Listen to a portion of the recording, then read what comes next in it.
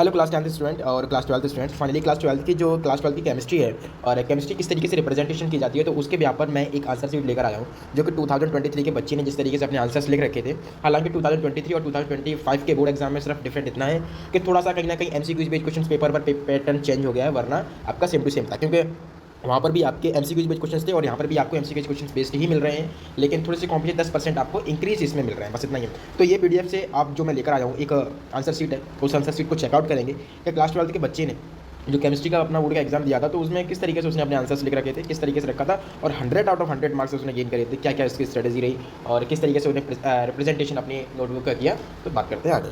ठीक है, देख सकते हैं आप आगे थोड़ा चलते हैं। देखो यहाँ से उसका हो जाता है आपका सेक्शन ए स्टार। अब यहाँ देखते रहना आप लोग। सेक्शन ए में आप देखेंगे तो सेक्शन ए में, ठीक है, सेक्शन ए में आप देखेंगे तो सेक्शन ए में जस्ट अ मिनट, ठीक है। आप जब सेक्शन ए में देखेंगे तो सेक्शन ए में आप देख सकते हैं उसको देखिए 20 एमसीक्यूज क्वेश्चन मिलते थे, 20 एमसीक्यूज। तो 20 एमसीक्यूज को देखिए उसने टिक वाइज किया है, ठीक है। इस तरीके से आपको रिप्रेजेंटेशन करना है 20 क्वेश्चन को। सबसे पहले सेक्शन ए में बच्चे क्या डायरेक्ट क्वेश्चन नोट करते हैं, देन उसके बाद आंसर लिखते हैं। तो वहाँ बहुत बड़ी मिस्टेक है, तो आपको क्वेश्चन नोट नहीं करना है, क्वेश्चन बिल्कुल भी नोट नहीं करना है। आपको डायरेक्ट सिर्फ और सिर्फ आंसर से ही आपको टिक करना है, आंसर ही सिर्फ आपको लिखने हैं, ठीक है। इस तरीके से 7 8 9 10 11 12 काउंटिंग डालकर, ठीक है, काउंटिंग मिस ना करें। थोड़ा आगे स्टार्ट करते हैं तो यहाँ पर देख सकते हैं अब आगे आपको देखिए short answer question type question मिलेंगे। देखो 17 18, ठीक है, जो कि अगर ट्रू फॉल्स था तो ट्रू फॉल्स के थ्रू में उसने किया। ट्रू फॉल्स के क्वेश्चंस को आप क्वेश्चंस को पहले लिखेंगे, फिर देन उसका अगर ट्रू होगा तो ट्रू लिखेंगे, फॉल्स होगा तो फॉल्स लिखेंगे। लेकिन हैंड राइटिंग का बहुत ध्यान रखें, क्योंकि हैंड राइटिंग आपको मार्क्स मिलता है, तो हैंड राइटिंग का आप ध्यान रखें, ठीक है। और हैंड राइटिंग के बेस पर ही आपको नंबर मिलता है, सीबीएसई नंबर देता है। तो हैंड राइटिंग को एक्चुअली अपने बेस पर रखें और हैंड राइटिंग को एकदम सीक्वेंस से लाकर ही अपनी कॉपी लिखें। देख सकते हैं इसमें कितनी अच्छी हैंड राइटिंग लिखी है, कहीं पर भी काट पीट नहीं है, ठीक है। अगर काट पीट होती है तो एग्जामिनर जो चेक करता है कॉपी उसकी तरह नेगेटिव डायरेक्शन जाता है, तो वहाँ पर आपके नंबर कटने के चांस ज़्यादा रह जाते हैं, ठीक है।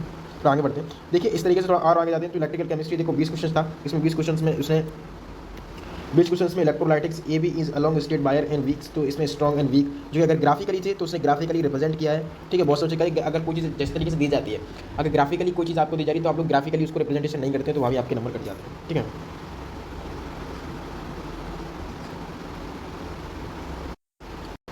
ठीक है, तो वहाँ भी आपके नंबर कट जाए। थोड़ा और आगे शो करते हैं तो आगे देखेंगे तो इसे MN4 को अगर कोई इक्वेशन है, ठीक है, इलेक्ट्रोकेमिस्ट्री से बेसिकली ये क्वेश्चन है। तो ये देखिए ऑर्गेनिक केमिस्ट्री से क्वेश्चन आ गए हैं, तो उसने उस तरीके से लिखा है, ठीक है। इस बच्चे के देखिए आइडिया सेक्शन सी में आइडियल नॉन आइडियल सॉल्यूशन का एक क्वेश्चन दिया था कि आइडियल नॉन आइडियल्स में क्या डिफरेंट है, तो उसने इस तरीके से रिप्रेजेंटेशन किया है। रिप्रेजेंटेशन उसका देखिए ideals and non ideal solution कितनी बढ़िया तरीके से रिप्रेजेंटेशन उसने किया है। एक लाइन खींची है, लाइन को दोनों को डिफरेंट इसमें आइडियल सॉल्यूशन किया है, आइडियल सॉल्यूशन किया है, इसमें नॉन आइडियल सॉल्यूशन किया है, नॉन आइडियल सॉल्यूशन, ठीक है। इस तरीके से रिप्रेजेंटेशन आपको करनी है और इस तरीके से अगर आपकी रिप्रेजेंटेशन होती है तो ऑफकोर्स अच्छा मार्क्स गेन करेंगे आप, ठीक है।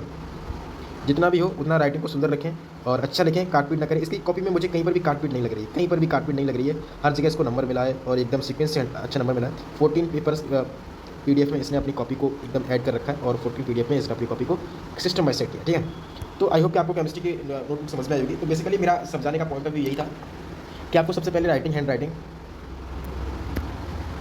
सबसे पहले राइटिंग का ध्यान रखना है और कोई भी कॉपी पे काटपीट नहीं करनी है, किसी प्रकार की कोई काटपीट नहीं करनी है। बच्चे काटपीट कर देते हैं तो काटपीट नहीं करनी है और काटपीट नहीं करेंगे और फिर उसके बाद आप कॉपी को सीक्वेंस से लिखेंगे, सीक्वेंस वाइज लिखेंगे, ठीक है। सीक्वेंस वाइज लिखेंगे, क्वेश्चन नंबर अच्छी तरीके से डालेंगे, किसी का क्वेश्चन किसी में आंसर लिख दिया ऐसा नहीं करेंगे बिल्कुल भी।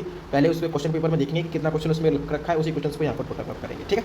आई होप आपको वीडियो पसंद आएगी। वीडियो पसंद है तो वीडियो लाइक और चैनल को सब्सक्राइब जरूर करें।